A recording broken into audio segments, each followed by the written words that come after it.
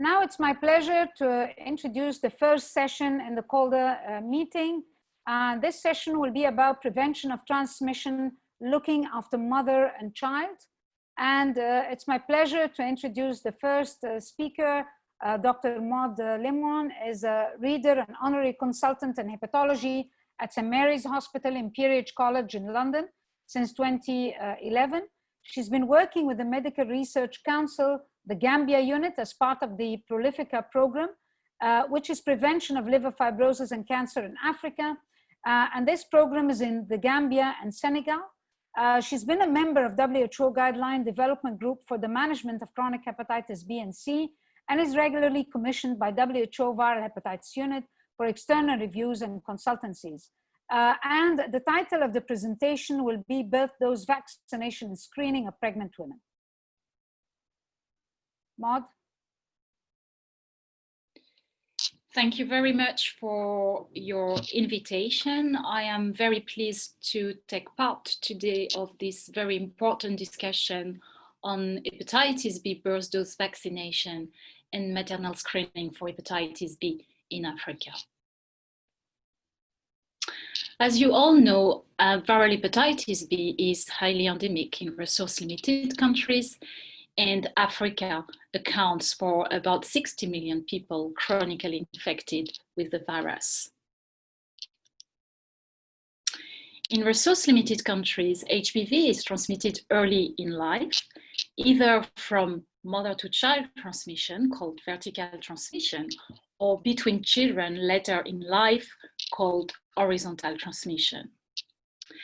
High maternal HBV viral load, often associated with positive HBe antigen, is a key driver of vertical transmission. In Africa, vertical transmission is less frequent than in Asia as compared to horizontal transmission. We believe that vertical transmission accounts for about 10 to 15% of the transmission of hepatitis B in Africa. And this is one of the reasons why vertical transmission of hepatitis B has been long neglected in Africa.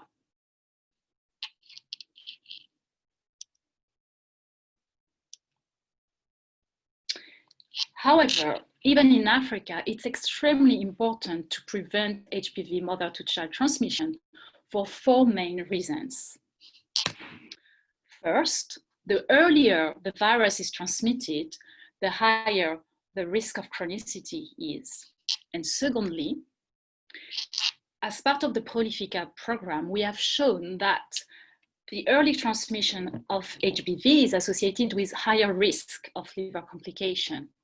In other words, people infected with HBV from mother to child are at significant higher risk of liver fibrosis, cirrhosis, and HCC as compared to people contaminated later in life during childhood. Thirdly, our research group at Imperial College London has shown that more HBV transmission will be due to mother-to-child transmission worldwide. Indeed, infant vaccination scale-up will mean that in the future, a greater proportion of new cases will be observed among neonates, as you can see here in blue as compared to the yellow curve.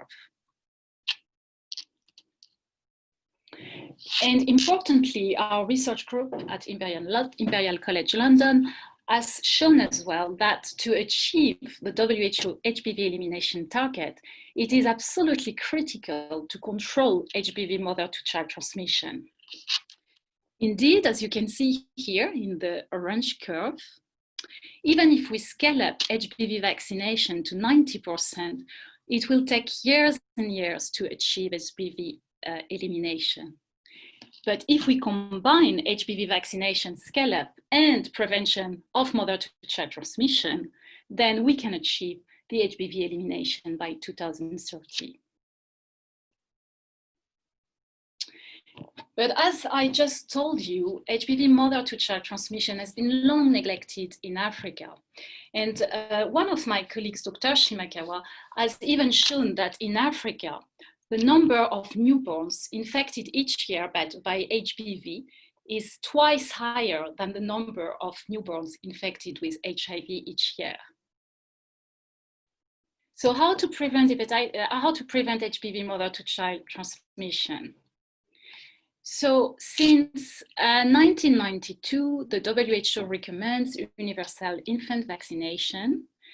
And this means 3 doses of the vaccine at the age of 8 weeks, 12 weeks, and 16 weeks. And this has been integrated within the API of most African countries. Since 2009, the WHO recommends the birth dose vaccination, which means the administration of the first dose of the vaccine within the 24 hours of birth to all newborns born in high endemic areas. However, the delivery of HBV birth dose vaccine is a real challenge, especially in resource-limited countries. So the global coverage is only 39%. It's 35% in Southeast Asia, but as you can see, it's much lower in Africa, estimated at 11%. To date, only 12 countries have implemented the HBV birth dose vaccine in Sub-Saharan Africa. A recent systematic review and meta-analysis even estimated a lower coverage of hepatitis B birth dose vaccination, with an estimate at 1.3% in Sub-Saharan Africa. So why this? There are many barriers to hepatitis B birth dose delivery. First, this poses many logistical issues. There is still a high proportion of births at home or in non-medical facilities, with a lack of outreach programs to cover the births outside the hospital. The delivery of the birth dose vaccine is also a challenge over the weekend, and the birth dose vaccination also requires a cold chain system, which is not really available in all remote and rural areas.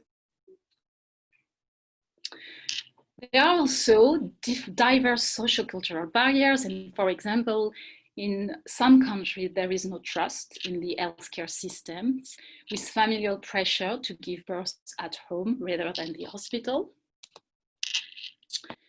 The healthcare workers are not well educated enough on the importance of delivering the hepatitis B birth dose vaccination. And there are also a combination of political and financial issues.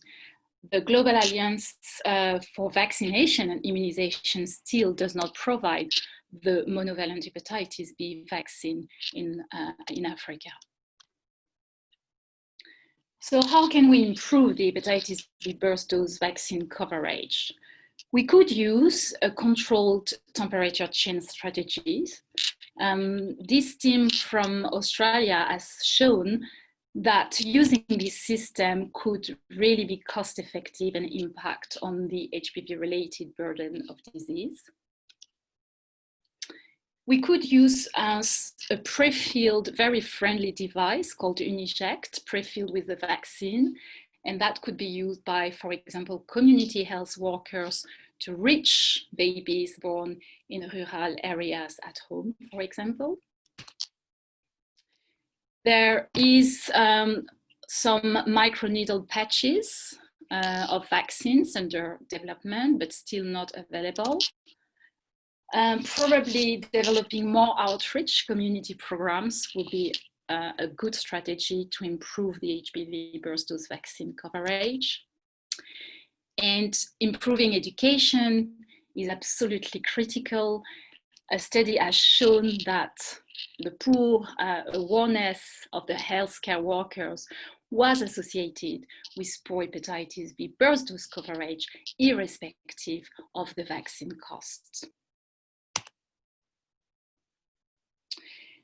However, what we know is the hepatitis B birth dose vaccination is not sufficient to control HBV mother-to-child transmission. In Africa, HBV mother-to-child transmission has been poorly documented, We know, but only from one non-randomized control trial, that the efficacy of the hepatitis B burst dose vaccine is good, but not sufficient to prevent the transmission. And in babies born to high viremic pregnant women, there is a residual risk of transmission estimated at about 38%.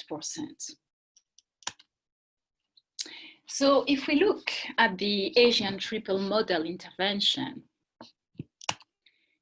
you are certainly aware of these two randomized controlled trials from Asia. They both have shown the excellent efficacy of the triple model, combining maternal antiviral therapy using tenofovir in high viremic pregnant women, combined to the delivery of the HBV burst dose vaccine in their babies, plus the HBV immunoglobulins. However, this triple model is not applicable in Sub-Saharan Africa for different reasons. First, there is no routine antenatal HBV screening in Africa. The risk stratification based on viral load levels or HBV antigen seropositivity is extremely difficult to run in Sub-Saharan Africa. First, to run an HBV DNA measurement, it's complex, expensive, it is not done in routine in Africa, and even doing a HBE antigen serology is not always easy in rural areas. And there are currently 3 point-of-care tests which have been developed for the HBE antigen, but the sensitivity is very low. And thirdly, there is almost no access to HBV immunoglobulins, which are very expensive and again requires a cold chain system. And finally, and that is absolutely critical, there is no evidence-based data for the use of antiviral therapy in pregnant women in Africa. So how to control HBV mother-to-child transmission in Africa? There are different options which probably need to be better evaluated, but it is certainly urgent to implement HBV screening alongside, why not, the HIV and syphilis antenatal services. We have rapid point-of-care tests for HBs antigen, which are very accurate and not expensive.